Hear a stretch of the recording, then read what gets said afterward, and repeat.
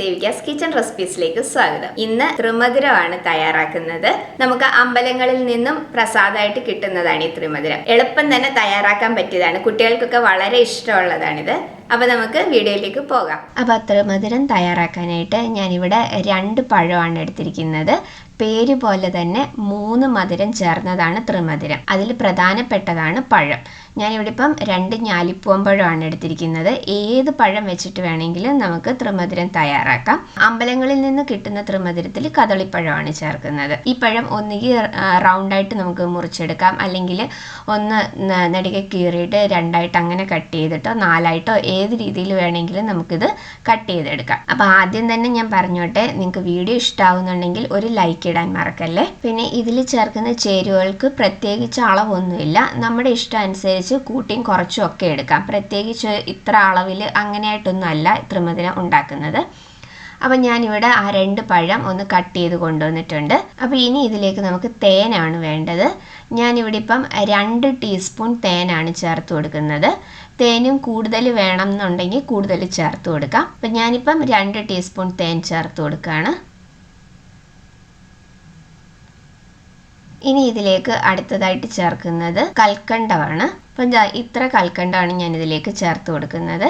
ഇനിയിപ്പോൾ കൽക്കണ്ടം ഇല്ലാന്നുണ്ടെങ്കിൽ ഇതിന് പകരം ശർക്കരയോ അല്ലെങ്കിൽ പഞ്ചസാരയോ ചേർത്ത് കൊടുക്കാം. ഇനി ഇതിലേക്ക് ഒരിത്തിരി നെയ്യ് കൂടെ ചേർക്കുന്നുണ്ട്. ഒരു 1/4 ടീസ്പൂൺ ഇല്ല, അതിലും കുറവാണ് എടുത്തിരിക്കുന്നത്. 2-3 തുള്ളി നെയ്യ് അത്ര മാത്രം മതി. നമുക്ക് അമ്പലങ്ങളിൽ നിന്ന് കിട്ടുന്ന ത്രിമധുരത്തിലും വളരെ കുറച്ച് നെയ്യ് കൂടെ ചേർക്കുന്നുണ്ട്.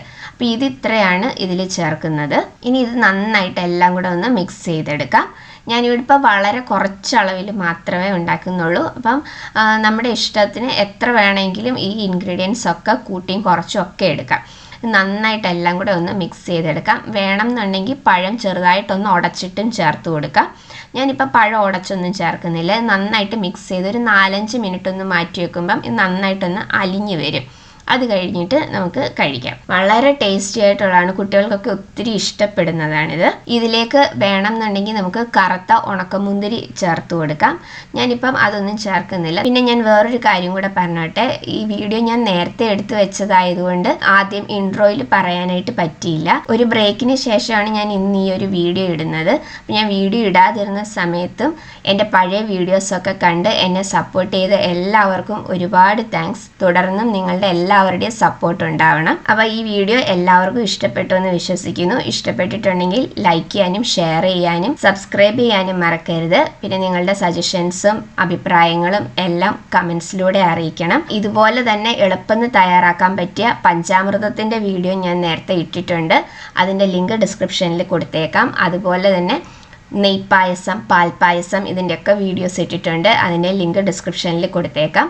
അപ്പോൾ ഈ ത്രിമധുരം എല്ലാവരും ഒന്ന് തയ്യാറാക്കി നോക്കിയിട്ട് അഭിപ്രായങ്ങളൊക്കെ പറയണം. അടുത്ത വീഡിയോയിൽ വേറൊരു നല്ല റെസിപ്പി ആയിട്ട് കാണാം. താങ്ക്